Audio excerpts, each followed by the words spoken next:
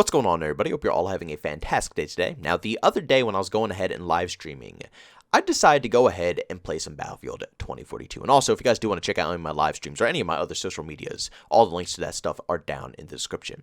But when going ahead and checking out this game, I did it intentionally to go ahead and obviously grind out for the new skin, the weekly challenge. But obviously, the majority of the time was spent in helicopters, tanks, and vehicles, because as we all know, the gameplay, or at least the infantry gameplay in Battlefield 2042, is just absolutely awful more than half the time. So today's gameplay is obviously going to be some Nightbird gameplay. The beginning is a little bit slow, I'm going to be honest, but as the middle to the end start catching up finally, it's a lot of extremely good plays and a lot of good kill feeds as well that you'll see throughout this video. And also, after unlocking the new weekly challenge, I gotta say, the weapon skin is actually pretty darn good looking. The original image kind of threw me off a bit. I didn't think it looked that great at first, but once you get it on your gun and you go out into the battlefield and you see it with the sun shining on and everything like that, it looks pretty darn good, I gotta say. So this is definitely a good direction to see Battlefield going towards. Do I want to see it this flashy? Not all the time, but they're definitely learning that, they can mix flashy with realism, or, at least just more grounded camos. They can mix it nicely without going too far.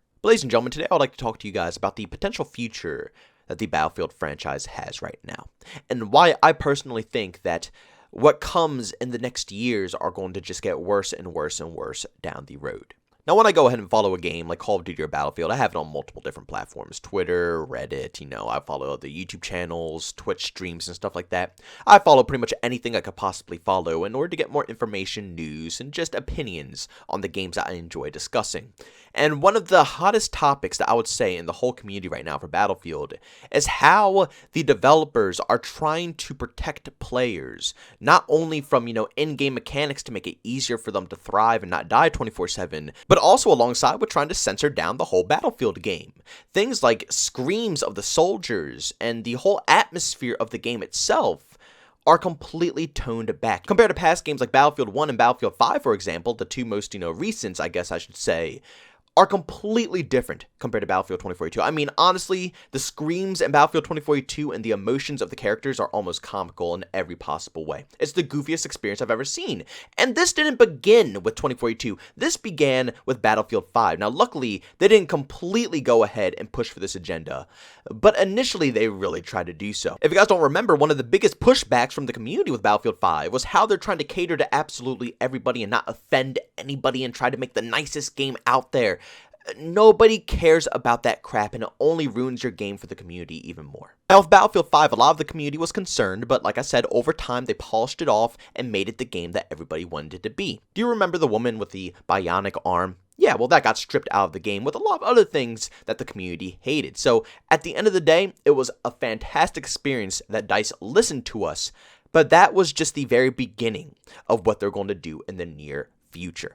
Now, here we are with Battlefield 2042, which I think a lot of people just kind of pushed how the devs handled Battlefield 5 to the back of their minds because they were just craving something more modern day or near futuristic so badly. And again, with how they advertised Battlefield 2042, it was so phenomenal that it pretty much won over the whole Battlefield community. But apparently, it seems DICE did not learn a single thing from all of the complaints and forced changes that the community begged, and not even begged, they were screaming for those changes to happen in Battlefield 5. After all of that crap they went through with that game, they are right back at it and doing it even worse. Again, like I said, the specialists are stupidly corny. And it's not even like a good corny or funny vibe, like, Bad Company 2 or something like the Bad Companies. No, it's not like that. It's just a really bad, corny vibe. It's stupid and it has no place to be seen in a Battlefield game. But again, I feel like they're doing this whole specialist vibe so, they can get the people to connect to their players and really understand these background stories and these individuals and pick their favorites. And they give them all these awesome catchphrases and lines and stuff like that, but it's all so corny. Again, this is a rated M game, and I feel like I'm playing a kid's title. I feel like I'm playing My Little Pony with helicopters and guns. I want my soldiers screaming and cursing the enemies out while they're engaging in gunfire. I want the people down on the ground screaming as their life is slowly flashing away from them, begging for help. I want to feel the nitty-grittiness of war. And honestly, these specialists could have been that. I'm not saying the specialists are bad or the people, the actors that they, base these specialists around are bad. I'm just saying whoever wrote the voice lines or whoever was the director telling these voice actors how to say their lines and what mood to say their lines is awful. He or she, whoever they are, single-handedly ruined the whole vibe of this game. And that's not just all. It's also down to the developers as well and how they handle the whole game itself. Like for the scoreboard, for example. No deaths, not wanting to show off anybody's stats. I can't even see what anybody on the team is doing, let alone my own team's full stat list. They're trying to protect every single player because they don't want anybody to be toxic or mean to one another. Even when it comes to chatting, you can't chat to everybody in the lobby. You can only chat to either your squad or your full team. But anybody on the opposing team, you cannot speak to whatsoever. So, yeah, you can see where the whole direction of this game is going. They're trying to protect all of the players. I mean, shoot, even look at the type of vehicles in this game. Are there transport vehicles in this game? No. Everything has a gun on it. The Jeeps have a gun on it. The freaking Bolt has a gun on it. The little hovercraft has a gun on it. Everything has a gun on it because it allows bad players to get cheap and easy kills, to at least get somewhere on the stats list so they don't get completely bashed by their other teammates. You can go to any other Battlefield game and you can find tons of motorcycles or ATVs or just tiny transport vehicles that are meant to get from point A to point B without a gunner. They're in every Battlefield game, but in Battlefield 2042 it's impossible to find them. You can only find little ATVs scattered across the map here and there, but you can't spawn on them. You have to run to those flags or run to those locations, then find them, and then you can drive off with them. But if you go to the actual section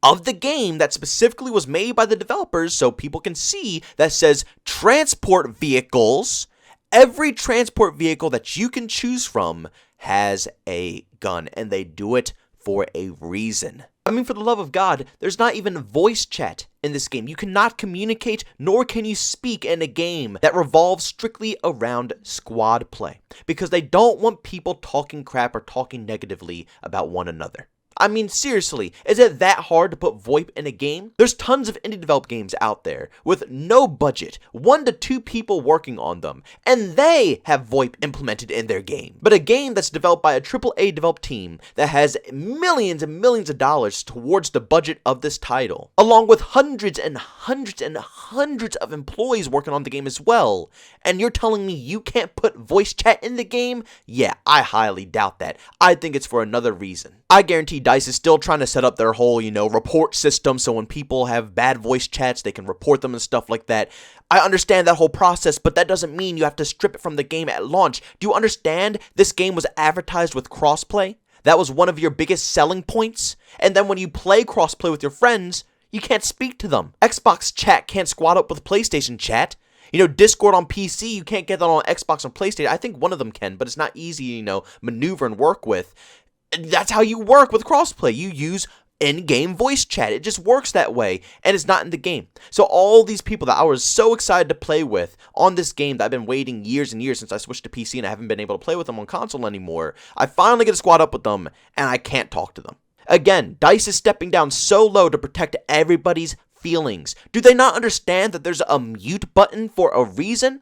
Do they not understand that the in-game text chat can be muted or hidden? And let's be honest here, the in-game text chat is 10 times more toxic than the actual in-game voice chat. DICE, you need to knock this off and give us the game that we all deserve. This is a rated M title because it's supposed to feel like war, and war isn't designed for children. There's games out there who try to make it for children, but at the end of the day, Battlefield was never about that, so don't make it into something like that at all. We are grown-ass men, and even if you're teenagers who are playing this game, or I don't know what age you are, if you have been given the privilege by your parents to play a game at the age you are to be, coming into a rated M game, then clearly they have some sort of respect for you, and they think that you, are obviously mature enough to go ahead and play this. So anybody who's playing this game should know it's simply easy enough to mute people if you can't handle toxicity.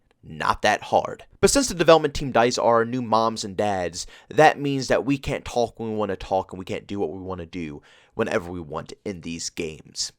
That's just wonderful. This doesn't look bright for the future of Battlefield. Like I said, at least Battlefield 5, we caught it early enough to fix it, Battlefield 2042, it's already too late. There's no fixing it at this point. DICE is getting bolder and bolder and bolder with the direction they're trying to take this franchise, to the point that I don't know if the community is even going to have a say in the near future. Battlefield 2042, we might be able to get it fixed, but what does that mean for the next game? If they took a step further from Battlefield 5 to Battlefield 2042, they're going to take 2 steps further next time, 3 steps further next time. Who knows what direction this team is going to take? I just hope that all the new people that they hired on board this current year are going to make some good changes for the better of the franchise and change it around, a complete 180 in the opposite direction for the better. But ladies and gentlemen, thanks so much for tuning into this video. If you enjoyed it, make sure you leave a like. If you hate it, leave a dislike. Also, if you're brand new, enjoy the content, don't forget to subscribe and hit that notification button. Also, want to chat with me, there's 2 ways to do so. I have a Twitter and a Discord. Both those links are down in the description. And also, want to catch me live streams of video games over on Twitch. Link that's in the description as well. But guys, thanks so much for tuning in. See you on the next one. Peace out.